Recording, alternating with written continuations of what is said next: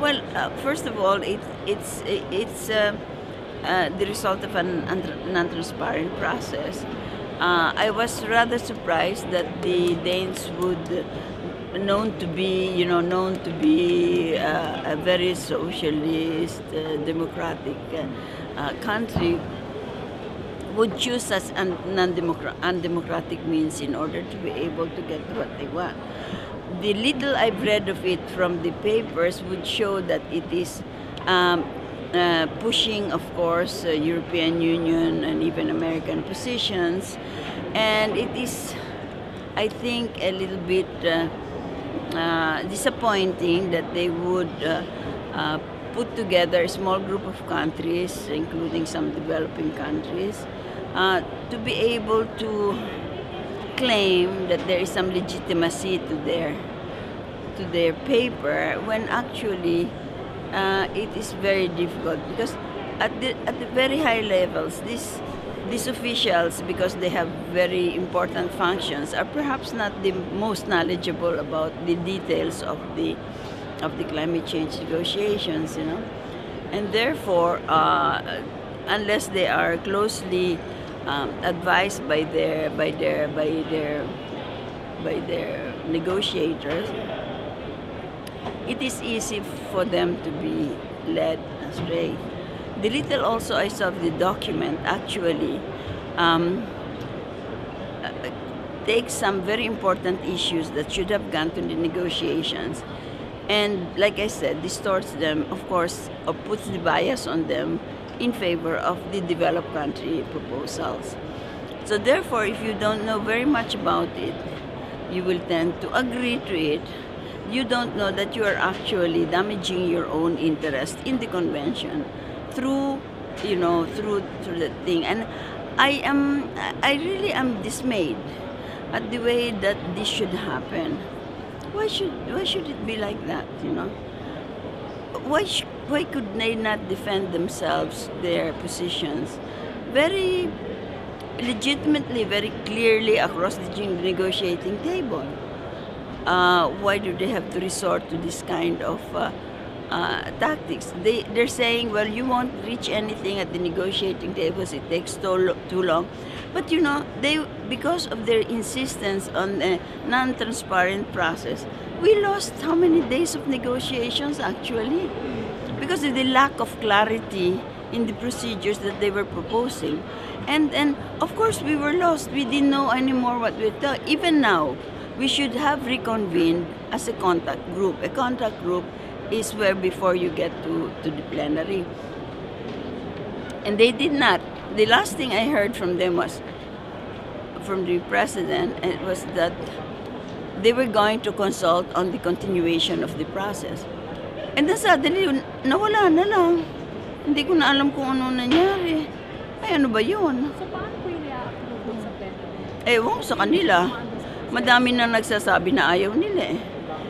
Well, I hope hindi nga ma-approve, because I think it's damaging to the interest of developing countries.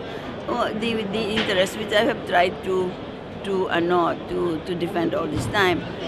If I really wanted to, I could have joined a small group of negotiators. But I feel that if I do so, I will be betraying all those little countries that cannot be represented up there. Who are the representatives of the G77? Walang representative. Pwede po natin Tagalogin din para okay din sa community.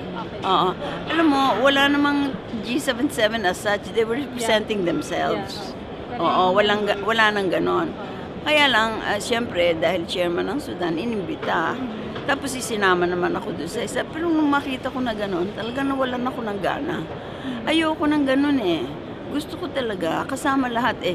Biro mo na dito naman, we are all in this planet. If anything happens, the smallest among us will really suffer, or the biggest, So, why exclude them from deciding about their own future?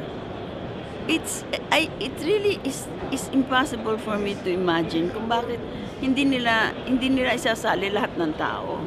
Kasi lahat importante eh. Lahat nandito naman sa planeta na to, no? Kung may mangyari, talaga affected naman sila. And they are here, in big numbers. Maybe they are not as big as the developed country delegations, but they are here, and they deserve naman some to know what's going on, no? And that's the reason why we hold G77 plenaries, because in those plenaries we are able to inform them about those who are in the know are able to inform. Then we distribute papers. So mga anak, I really have to go. Ma'am, last question lang. Ano po yung pinaka-damaging dun sa interest ng developing countries? Financing. Sa accord, yung financing. Financing, oo. Oo, dahil yung mga pangako nilang napapako. Oo, pangakoan ba ang tawag yun? So, Hindi yung 100 natutupad. billion by Oo. 2020, Alam mo yung 100 billion nila, in-explain sa amin dun sa isang negotiating group, in-explain ng Amerikano. Ang ibig sabihin ng financial flows, ibig sabihin loans and investment, mga utang pa yon. Tapos, by 2020, all sources, lahat pinanggagalingan kung saan man nanggaling, no? Dati na nilang pledges yun na hindi natuloy. Pagkatapos, hindi pa namin alam kung saan daraan, kung ano yung kondisyon para makuha mo, kung sino yung makakakuha. Dapat yun, ang COP, itong kami lahat ang nagde-decide. Yun hindi ka sigurado eh. Pagkatapos ang sabi nila, dadaan pa sa Congress. This was the same thing they said about the Kyoto Protocol. It has to go through congressional approval. And we all know what happened to the United States, which did not ratify the Kyoto Protocol. Now, I'm not criticizing their internal procedures that there.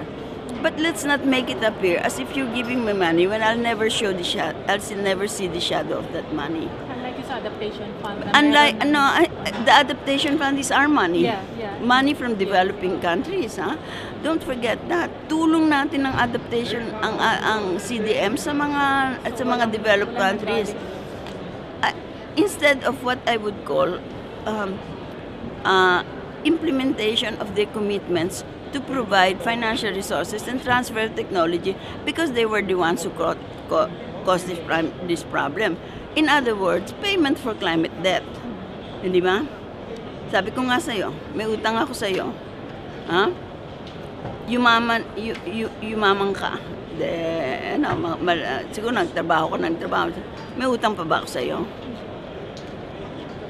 Aba, siyempre.